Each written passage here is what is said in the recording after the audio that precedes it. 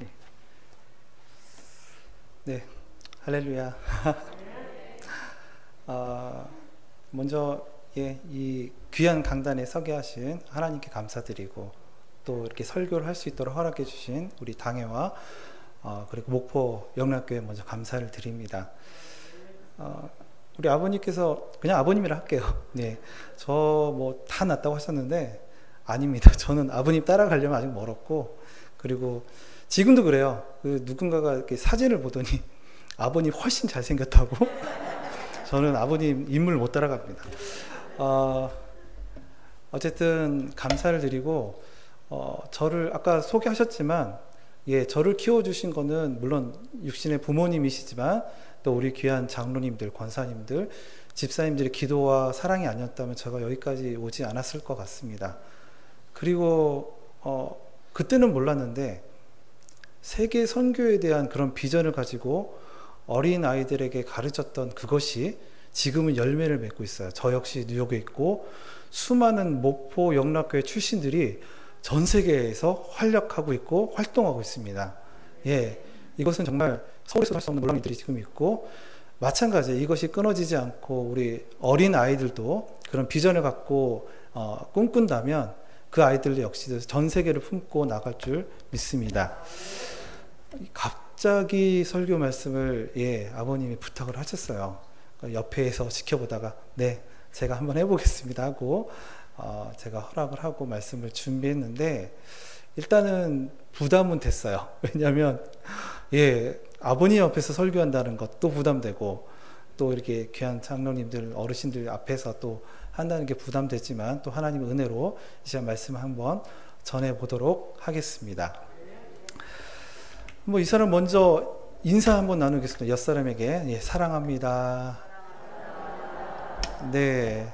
근데 잘못 이렇게 인사하면 또 오해 소지가 있어요. 그렇죠? 네. 그래서 주 안에서 사랑합니다. 네, 주 안에서 사랑합니다. 감사합니다. 그런데 우리 한국 사람들 특징이 그런 것 같아요. 이 인사를 할 때, 특히나 사랑합니다라고 할 때 이 말을 잘 안 써요. 그렇죠? 와이프한테도 안 쓰는데 심지어 남한테 사랑합니다라고 표현하는 것은 쉽지 않은 것 같아요. 방금도 보니까 사랑합니다 그래가지고는 얼른 얼굴을 돌리시는데, 오늘의 주제가 그렇습니다. 오늘은 제가 사랑에 대해서 한번 같이 말씀을 나누고자 합니다. 성경은요, 하나님은 사랑이시다라고 우리에게 말씀하고 있습니다. 뿐만 아니라 내 이웃을 내 몸과 같이 사랑하라라고 명령하고 있습니다. 명령이라는 것은 뭐예요? 해도 되고 안 해도 되는 것이 아니라 반드시 지켜야 되고 행해야 되는 것입니다. 그렇기 때문에 하나님이 사랑하라라고 했을 땐 우리는 반대 없이, 말대꾸 없이 사랑해야 된다라는 것이죠. 그래서 이 사랑이라는 것, 우리는 수많은 사람들을 만나고, 특히 아까 우리 유미자매? 유미자매가 사랑해서 귀한 짝을 만나서 결혼까지도 합니다. 그런데 사랑하면 싸울까요, 안 싸울까요? 싸워요? 그건 사랑이 아닙니다. 사랑하면 방법을 찾게 되어 있어요. 사랑하기 때문에 싸우지 않으려고 이렇게 저렇게 뭔가 방법을 찾고 한 사람이 지든지 양보하게 되어 있습니다. 왜요? 사랑하기 때문에. 그래서 세상의 모든 테마에는 그 공통 분모가 있는데 그것이 바로 사랑입니다. 우리 드라마 좋아하시죠? 드라마에도 그렇고 영화에도 그렇고, 그리고 우리 가정, 남녀 간의 관계, 심지어는 부모와의 관계 속에서도 공통 분모가 있는데 그것이 바로 사랑입니다. 만약에 이 사랑에 빠진다면 그 모든 것에 아무런 의미가 없어진다는 것이죠. 그래서 하나님은 이 인간을 창조하시고, 그리고 이 인간에게 창조하신 이후에 첫 마디가 보기에 심히 좋았다라고 말씀하셨어요. 이건 뭐냐면 하나님의 사랑의 표현이에요. 하나님은 창조하신 다음에 사랑한다 라는 표현도 할 수 있지만 보시고 나서 심히 좋았다. 이것은 하나님의 사랑의 표현이라는 것이죠. 네. 그래서 인간을 창조하시고 너무 사랑스러웠고 그런데 보니까 너무 외로운 거예요. 그래서 옆에 여자라는 또 짝을 만드셔서 그 사랑을 잊게 하셨습니다. 그래서 창세 이후에 사람은 여자를 그리고 남자를 사랑하는 사람을 만나서 임신을 하고 아이를 낳고 또 그 아이를 키워서 성장해서 우리가 여기까지 오게 되었다는 것이죠. 자, 우리가 스스로 태어난 사람이 있을까요? 아무도 없습니다. 우리 예수님 빼고는 아무도 없습니다. 이처럼 누군가에 의해서 우리는 태어났고 그 누군가가 바로 우리의 부모님에 의해서 우리는 태어났다는 사실입니다. 자, 사랑이 뭘까 도대체? 자, 성경에도 물론 정의가 있지만 일단 일반적인 의미의 사랑을 정의를 한번 내놓고자 합니다. 네. 사랑이란 일단 사전적인 의미에서 아끼고 위하고 그리고 한없이 베푸는 이타적인 그 마음과 행위, 이것을 바로 사랑이라고 정의하고 있습니다. 자, 이타적이다라고 하니까 조금 어렵게 이해가 되시는데 이 이타적이라는 말의 반대어가 뭐냐면 이기적인이라는 것이에요. 그러니까 이걸 다시 설명을 해볼게요. 자, 아끼고 위하고 한없이 베푸는 이기적이지 않은 마음과 행위, 이것이 일반적인 사랑에 대한 정의입니다. 자, 그렇기 때문에 우리는 사랑을 해서 결혼을 하고 그런데 어떻습니까? 처음에는 맛있게 먹죠. 부인이 만들어준 음식. 자, 그런데 우리가 반찬 투정 하나요, 안 하나요? 합니다. 그게 정상이에요. 왜냐하면 평생 짜게 먹지 않는 남편이 이쪽 집안에서는 짜게 먹는 음식을 만들어서 주다 보니 처음에는 사랑하기 때문에 참고 먹는데 사랑이 점점 같이 살다 보면 어떻겠습니까? 편해져요. 그리고 그 사랑이 식습니다. 그러다 보니까 어떻게 됩니까? 불평하게 되어 있어요. 네.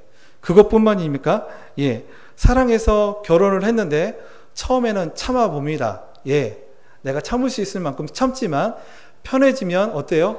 싸우게 돼요. 사소한 것까지도. 왜 그런 거 있잖아요. 치약을 짜는데 남편이 가운데부터 쭉 짜요.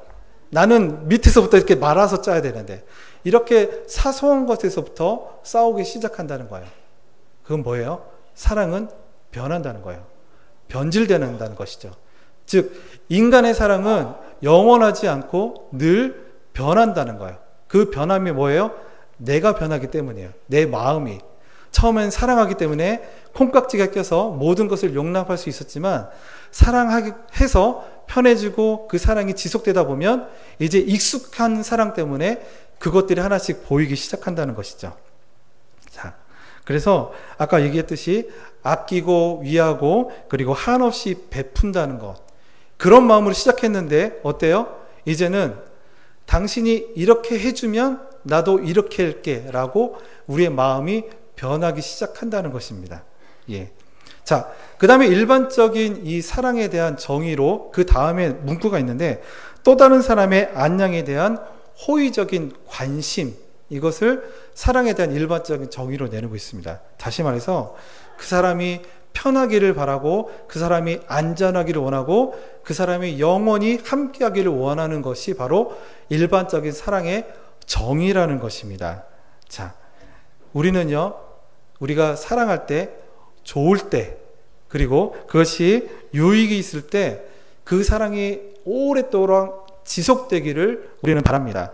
그러나 그것은 진짜 사랑은 아니라는 것이죠. 자, 그래서 진짜 사랑은 힘들어도, 더 힘들어도 계속해서 사랑할 수 있는 것, 그것이 진짜 사랑이 아닐까 생각합니다. 자, 그런데 그것이요, 우리 인간이 결단하고 의지적으로 내가 사랑해야지 라고 한다고 사랑할 수 있다는 것이 아니라는 거예요.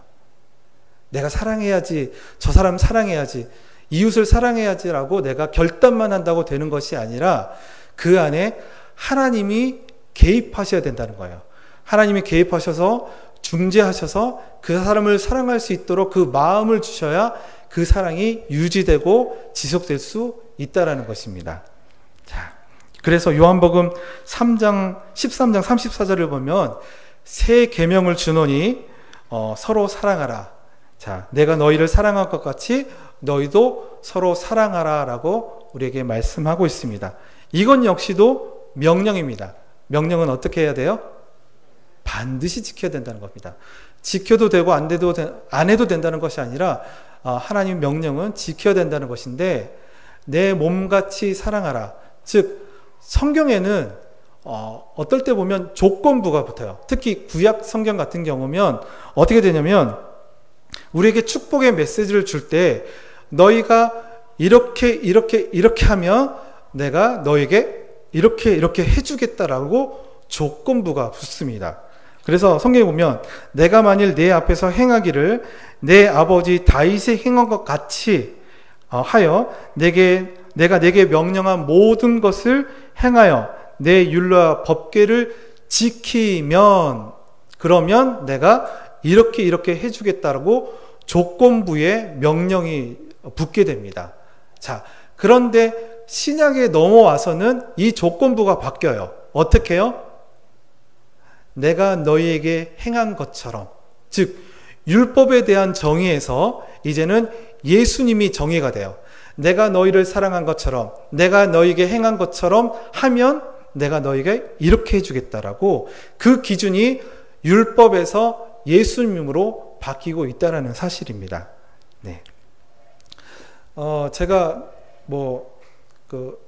미국에 오래 살지는 않았지만 여기 와서 또 한 번 느낀 것은 저 역시 마찬가지로 내가 진짜 사랑을 하고 살고 있는가? 네. 아니면 내가 버티고 있지는 않나라는 그런 생각들을 많이 해봤습니다. 하나님의 사랑은 조건이 없는데 나는 사랑을 한다고 하면서 뭔가의 조건을 가지고 상대방이 나에게 이렇게 해주면 나도 사랑하고 있지는 않나라고 한번 돌아보게 되었습니다. 자, 그런데 하나님의 사랑은 조건이 없지만 우리 인간의 사랑은 다 조건이 있어요. 그런데 유일하게 한 사랑만이 그 조건 없는 사랑과 동일하게 비슷하게 하는 사랑이 있습니다. 그 사랑이 뭐냐면 바로 부모와 자식 간의 사랑이에요. 예. 그래서 하나님은 가정을 통해서 그 속에 하나님의 사랑, 하나님의 관심을 그대로 집어넣어서 하나님이 우리를 사랑하는 것을 가정을 통해서 하나님이 우리를 사랑하고 있다는 것을 보여주고 있다는 사실입니다. 예. 그래서 여러분, 우리 자녀도 있지만 여러분들의 자녀가 맛있는 음식을 먹어요. 자, 그러면 내가 먹지 않아도 배가 부르던가요? 부르지 않던가요? 예, 좀 대답을 해주셔야 돼요. 부르던가 부르지 않던가요? 예, 부릅니다. 혹시 내가 꼭 먹어야 배부르던가요? 예, 그렇진 않을 겁니다. 내 자녀가 맛있게 먹는 건 봐도 내가 그냥 배가 부르고 만족한 거예요. 그것이 바로 하나님 마음이에요. 하나님이 그 가정을 통해서 그런 것들을 우리에게 느끼게 하고 알게 하신다는 것이죠. 그렇기 때문에 우리 부모된 입장에서는 내가 형편이 안 되고 또 능력이 안 돼도 우리 자녀에게 최선의 것, 최고의 것을 해주고 싶은 것이 바로 하나님의 마음이라는 거예요. 그래서 그 마음을 가정을 통해 부모를 통해서 자녀에게 보여주고 있다는 사실입니다. 예. 그래서 그걸 통해서 우리는 하나님의 사랑을 알게 되고 깨닫게 된다는 사실입니다. 네. 여러분의 자녀가 잘 되기를 원하시죠? 그것이 하나님의 마음이에요. 예. 하나님은 여러분들이 잘 되기를 원하고 여러분들이 말씀 안에서 잘 성장하기를 원하신다는 거예요. 그것이 바로 하나님의 마음이에요. 네, 아멘. 이처럼 하나님은 가정을 만드셔서 부모와 자식 간의 관계, 자식과 부모의 관계를 통해 사랑은 이런 거야, 사랑은 이렇게 하는 거야 라고 우리에게 가르치고 말씀하고 있다는 사실입니다. 자, 그러나 그 사랑 역시 하나님의 그 사랑을 완전하게 설명할 수는 없어요. 왜냐하면 우리 인간의 그 사랑이란 단어는 우리 제한적인 이성에 의해서 만들어진 한 단어예요. 그렇기 때문에 우리 하나님의 사랑을 표현할 때 제한적일 수밖에 없다는 거예요. 아무리 우리가 하나님 사랑합니다 라고 하지만 우리의 사랑을 하나님의 사랑과는 빗댈 수 없다라는 겁니다. 네. 그래서 하나님이 그 사랑을 보여주시기 위해서, 물론 부모와의 자식 간을 통해서 하나님은 사랑은 이런 거라고 얘기했지만 100% 만족할 수 없기 때문에 우리에게 보여주신 사랑이 있어요. 그 사랑이 뭐예요? 예수 그리스도라는 거죠. 예.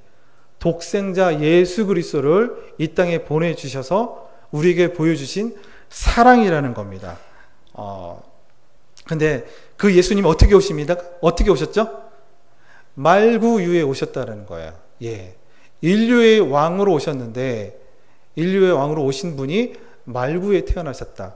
우리 나이 드신 분들은 잘 모르시겠지만, 우리 젊은 분들은 그 최근에 그 오징어 게임 보셨죠? 보신 분도 있고 안 보시는데, 거기에 보면 이정재가 이런 대사를 해요. 이러면 안 되는 거잖아. 이 대사가 나옵니다. 즉, 인류의 왕으로 오셨는데 이러면 안 되는 거였어요. 사실 왕으로 오셨다는 것, 그것도 인간의 한 다스리는 왕이 아니라 온 인류를 다스릴 왕으로 오셨는데 말구유에 태어나셨으면 안 되는 거예요. 그런데 하나님은 말씀을 통해 예약을 통해서 말구에 태어나실 것이라고 예언했기 때문에 말구를 통해서 태어나게 하셨습니다. 사실 제가 말씀을 준비하면서 우리 가족에 대한 이야기를 할까 말까 고민을 참 많이 했어요. 예. 그런데 준비하다가 이 말씀이 그래도 이 준비한 말씀과 연관성이 있을 것 같아서 제가 이제 설교 가운데 이야기를 하려고 했습니다. 아시다시피 이제 성호를 보내면서 처음에 이 소식을 들었을 때 하나님 왜요? 하나님 왜 그렇습니까? 하나님을 잘 믿고 또 하나님을 잘 따르고 섬기는, 정말 하나님이 사랑하는 사람을 왜 먼저 이렇게 데려가시나요? 라고 생각했을 때 목사인 저도 사실은 이해가 안 됐어요. 사실 지금도 이해가 안 돼요. 하나님의 뜻이 어디 있을지.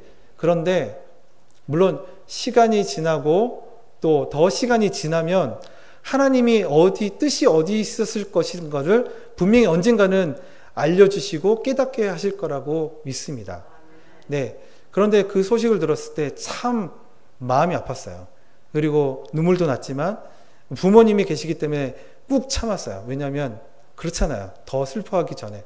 근데 제 마음이 이렇게 아픈데 과연 부모님의 마음은 어떠셨을까? 그런 마음이 들었어요. 그리고 이제 어머님이 그런 얘기 하시더라고요. 성도들 앞에서 통곡하셨다고. 그것도 마당에서. 그러시면서 참 민망했다고 말씀을 하시는데 이런 생각이 들었어요. 평생, 그렇죠? 누군가를 위로하고 누군가를 염려하고 걱정하고 그러셨던 분이 정작 자신에게 일어난 그 일에서는 감당할 수 없었던 거예요. 그래서 그냥 창피를 무릅쓰고 이렇게 통곡하셨다는 것을 보면서 저는 이런 마음이 들었어요. 이것이 바로 하나님의 마음이 아닐까. 예. 죄 없는 예수님이 죄 많은 우리를 구속하기 위해서 많은 아들이 있는 것도 아니었어요. 저는 그래도 아들이 남아있잖아요. 그런데 독생자 예수를 이 땅에 보내셔서 죽게 하신다는 거예요. 그냥 보낸 것도 아니었어요. 죽이기 위해서 아들을 보내신다? 그래서 저는 좀 깨닫게 됐어요. 사실 목사이지만, 목사로서 설교를 많이 했지만 하나님이 우리에게 독생자 예수 그리스도를 보내주셨다. 그것을 그냥 목사로서만 설교를 했고 그냥 이해되는 마음으로 확 와닿지는 못했어요. 그런데 이번에 그렇게 동생을 보내면서 또 부모님의 마음을 이해하면서 하나님 마음이 얼마나 아팠을까. 부모인, 그렇죠? 형제인 내 마음도 이렇게 아플 때 하나님의 마음은 얼마나 찢어지면서 그 예수 그리스도를 이 땅에 보내셨을까라는 마음이 들었어요. 그러면서 하나님의 마음이 이해하게 됐어요. 그리고 감사하게 됐어요. 왜냐하면 앞으로 제가 예수 그리스도, 독생자 예수 그리스도를 이 땅에 보내신 하나님의 마음을 선포할 때 저는 이제 그 마음을 이해할 수 있게 됐다는 거죠. 저희 아버님도 마찬가지죠. 이제 그 하나님의 마음을 알고 선포할 수 있게 돼서 저는 감사하게 됐어요. 예. 독생자 예수 그리스도를 보낼 때 다 아셨을 거예요. 그쵸? 네.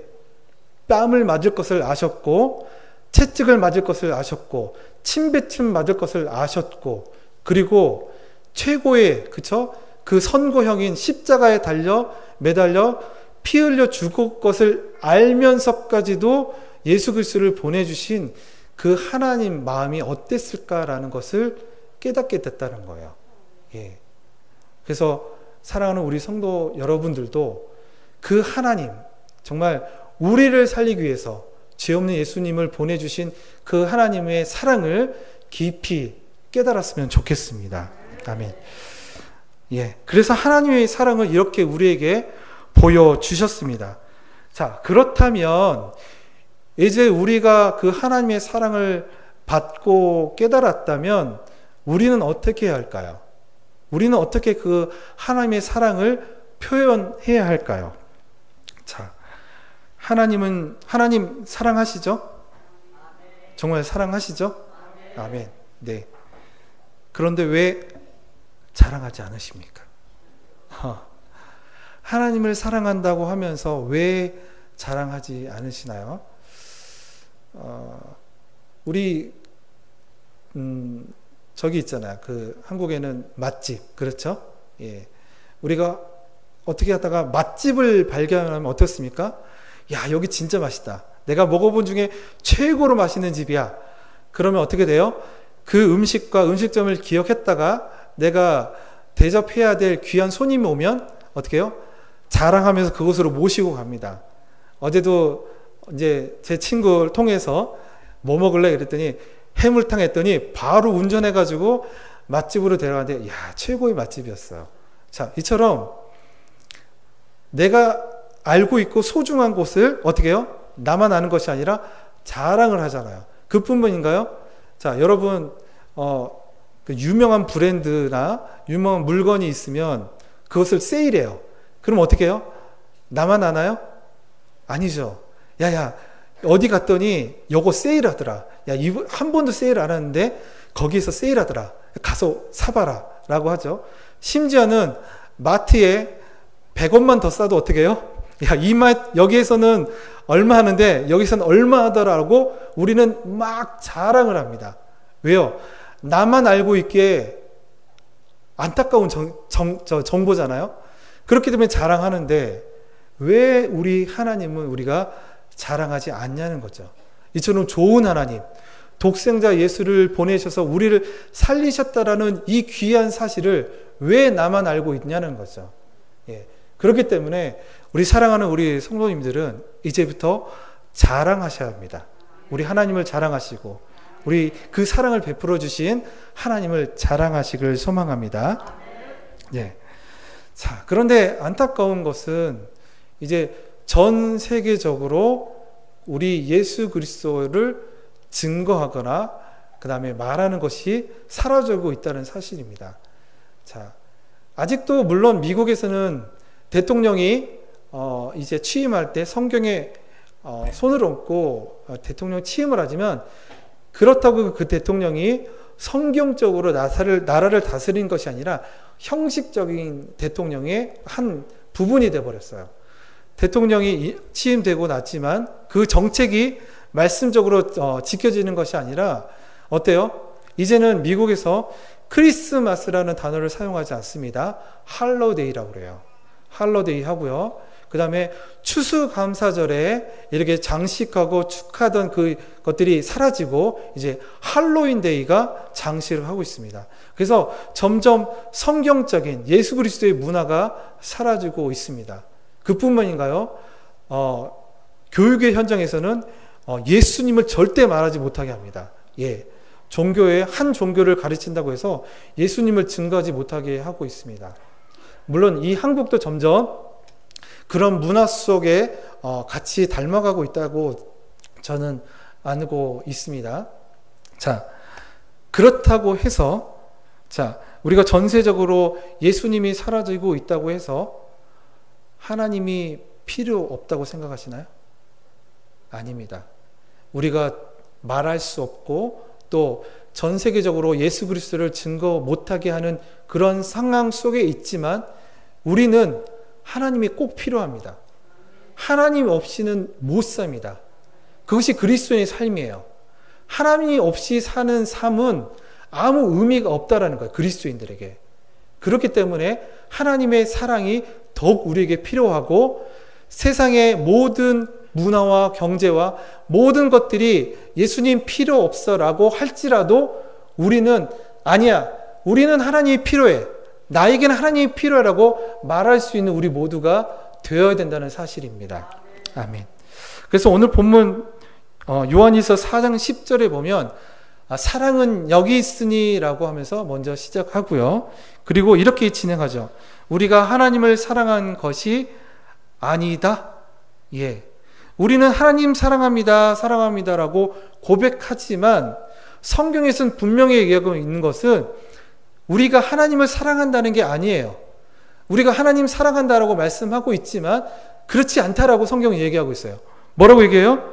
하나님 우리를 사랑하고 있다는 거예요. 예. 우리는 사랑하고 있지만 하나님이 아니야. 너희는 나를 사랑한다고 하고 있지 않아. 내가 너를 사랑하고 있어 라고 성경에서는 말씀하고 있다는 것입니다. 그리고 그 사랑의 표면으로 바로 우리 아까도 얘기했지만 우리 죄를 사하기 위해서 독생자 예수 그리스도를 보내주셔서 그 사랑의 완성을 보여주셨다라는 겁니다. 제가 설교 도입문에도 말씀드렸듯이 일반적인 사랑의 정의를 말씀드렸죠. 그렇죠? 예. 그러나 진짜 사랑은 바로 하나님의 사랑입니다. 그래서 그 사랑을 간직하며 우리가 살아야 된다는 것이죠. 자, 여러분 자기 자신을 사랑하시나요? 네. 한번 옆 사람 한번 보시죠. 사랑스러우신가요? 자, 제가 말씀드립니다. 제가 인사할 땐 사람이 눈과 눈을 마주쳐서 보셔야 돼요. 예, 보시고 이제 한번 얘기해 주세요. 사랑스럽습니다.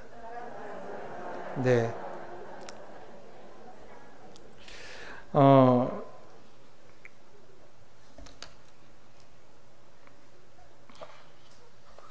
하나님께서 이제 사람을 만드셨어요. 그리고 보기에 시임이 좋았다고 그랬어요. 그렇죠? 그런데 많은 사람들이 자기 자신을 살아가지 않는 사람들이 참 많아요. 그걸 어디서 보느냐? 제가 서울에도 잠깐 머물고 왔지만 서울에 보니까 미인이 너무 많은 거예요. 예, 미인이 너무 많은데 성형 미인이 너무 많은 거예요. 근데 그걸 보면서 제가 잠깐 생각이 들었어요. 자, 이들이 결혼을 해서 아이를 낳았는데 자, 성형 미인이기 때문에 그 아이를 낳았을 때 그 아이가 어떨까요? 누구를 닮았을까요? 예, 아무리 봐도 안 닮은 거예요. 그러면 그 둘 중 한 사람은 성형 수술을 한 거예요. 물론 이제 그것이 나쁘다라고 이야기하는 것은 아닙니다. 너무 이제 그래서 제가 아는 목사님은 2군데 고친 것까지는 괜찮다라고 얘기해요. 그 이상은 중독이다라고 얘기하는데 그것을 보면서 우리 스스로가 내 자신을 사랑해야 되는데 너무 외향주의적인 우리 한국의 문화 때문에 여기도 고치고 저기도 고치다 보니까 이제는 누가 누군지 모르게 절도로 너무 똑같아졌다는 사실입니다. 자, 그런데 중요한 것은 하나님이 우리 인간을 창조하시고 보기에 시임이 좋았다라고 말씀하셨는데 하나님이 보기에 내가 너무 보기 좋아, 너무 사랑스러워 하는데 내가 나 자신을 사랑하지 않는 거예요. 하나님이 나를 사랑한다는데 내 자신을 사랑하지 않다 보니까 여기도 고치고 여기도 고치고 여기도 고치고 다 고친다는 사실입니다. 그렇기 때문에 자신을 가지십시오. 네. 현재의 내 모습 그리고 과거의 나의 또 괴로웠던 모습도 사랑하시고 또 미래의 내 모습도 사랑하시는 우리 성도 여러분들 됐으면 좋겠습니다. 그것이 하나님이 원하시는 거예요. 왜냐하면 내가 너를 사랑하는데 왜 너는 자꾸 이렇게 고치고 있니? 라고 안타까워하고 있다는 사실입니다. 예. 자, 그렇다면 이제 중요한 사실이 여기 있습니다. 하나님이 우리를 사랑한다고 이렇게 표현을 하셨어요. 그러면 이제 우리도 하나님을 사랑해야 되겠죠? 그렇죠? 그런데 우리 하나님이 중요한 것은 보이지 않는다는 거예요. 보이면 내가 어떻게라도 뭔가를 표현을 하고 뭔가를 갖다 드리고 섬길 텐데, 그래서 구약 성경에는 보이지 않는 하나님 때문에 그들이 실수를 범한 것은 바로 우상을 만들었다는 거예요. 소를 만들고 뭘 형상을 만들어서 이것이 하나님이야 라고 해서 그것을 섬겼다는 것인데, 하나님은 그건 싫다는 거예요. 그 우상 숭배가 싫어서 제일 첫 계명에, 그렇죠? 우리에게 말씀하고 있다는 것이죠. 자, 그러면 보이지 않는 하나님, 좀 보였으면 우리가 하나님을 사랑한다고 표현할 텐데, 보이지 않는 하나님을 우리가 어떻게 사랑할 것인지에 대해서 잠깐 말씀을 나누겠습니다. 자, 첫 번째, 보이지 않는 하나님 어떻게 사랑할지. 자, 여러분, 만약에 물론 이제 갖고 계신 분도 계실 수 있어요. 여러분들이 만약에 집에 1억 원짜리 하는 난이 있어요. 자, 귀한 1억 원짜리 난이 있으면 어떻게 하시겠습니까? 예, 물도 주고 햇빛도 비치게 하고, 그리고 보니까 이렇게 쫙 천을 해가지고 이파리 하나하나마다 상할까봐 잘 이렇게 다듬고 닦아줍니다. 왜요? 귀하니까, 사랑하니까. 자, 하나님 사랑하시죠? 예, 그런 마음이어야 된다는 거죠. 예, 하찮은 이 난도 이렇게 귀하게 여기는데 하나님을 사랑하는 마음도 그런 마음에서 시작되어야 한다는 것입니다. 자, 그래서 우리가 하나님을 사랑하면 하나님이 사랑해서 세운 곳이 있습니다. 그것이 바로 어디냐면 교회예요. 우리가 하나님을 사랑하는 표현으로 바로 교회를 사랑하시면 됩니다. 자, 교회를 사랑하게 되면요, 지나가다 휴지가 하나 보이면 어떻게 돼요? 줍게 돼요. 그리고 내가 예배드리는 장소, 내가 머무는 이곳이 깨끗할 수 있도록 내가 정리하고 청소하게 되어 있습니다. 교회를 사랑하는 것이 바로 하나님을 사랑하는 첫 번째 길이에요. 그렇기 때문에 하나님을 사랑한다 말로만 하지 마시고 교회를 사랑하시는 우리 성도님들 됐으면 좋겠습니다. 네. 자, 두 번째로 하나님을 사랑하는 것은 바로 하나님이 세우신 주의 종을 사랑하는 거예요. 네. 주의 종도 사람입니다. 저도 사람이고, 저희 아버님도 사람이고, 사람으로 바라봤을 때는 실수투성이에요. 그리고 존경할 부분이 이맘치도 없을 수도 있어요. 그런데 그것을 주의 하나님이 기름 부은 종이다라고 생각하고서 우리가 존경하고 사랑하게 되면 어떤 일들이 벌어져요? 그 주의 종을 통해서 은혜로운 말씀이 선포되게 되고, 그 말씀을 통해서 예배가 은혜로워지고, 그 예배를 통해서 축복의 통로가 열린다는 사실입니다. 예. 그렇기 때문에 주의 종을 사랑하십시오. 사람을 보면 사랑할 수 없지만 하나님이 기름 부은 종이다 생각했을 땐 사랑할 수 있게 된다는 것입니다. 그래서 바라기는 우리 영락교회 모든 성도님들이 정말 하나님의 사랑을 깨달았다면 이제 그 하나님의 사랑하는 표현으로 교회를 사랑하고 목회자를 사랑하는 우리 성도님들 됐으면 좋겠습니다. 자, 말씀을 마무리하겠습니다. 하나님은 사랑이십니다. 네. 그러나 사랑이 하나님은 아니십니다. 이 얘기는 뭐예요? 자, 하나님은 사랑이세요. 그런데 사랑은 하나님이 아니에요. 이 뜻은 뭐냐면 사랑이라는 그 단어로 하나님을 완벽하게 설명할 수 없다라는 겁니다. 즉 하나님은 사랑이라는 그 사랑을 표현해서 하나님의 한 부분을 설명할 수 있지만 우리 하나님은 심판의 하나님이시기도 하고, 그리고 우리에게 벌 주시는 하나님이기도 하고 진노의 하나님이시기도 하다는 사실입니다. 그런데 엄연히 생각해 보면 어때요?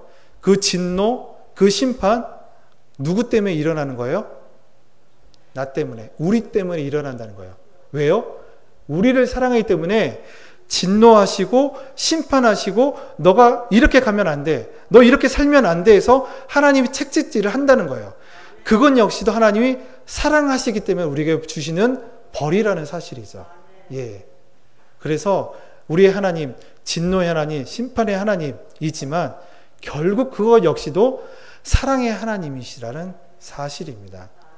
우리 사랑하는 우리 영락계 성도 여러분, 이 은혜를 귀하게 깨닫고 우리 하나님의 사랑을 깨달았다면 이제 그 말씀을, 그 사랑을 우리 가까이 있는 지인들에게, 그리고 가까이 있는 분들에게 자랑스럽게 전할 수 있는 우리 영락계 온 성도님들 되시기를 주님의 이름으로 축원합니다. 아멘. 한번 기도하겠습니다. 사랑의 하나님,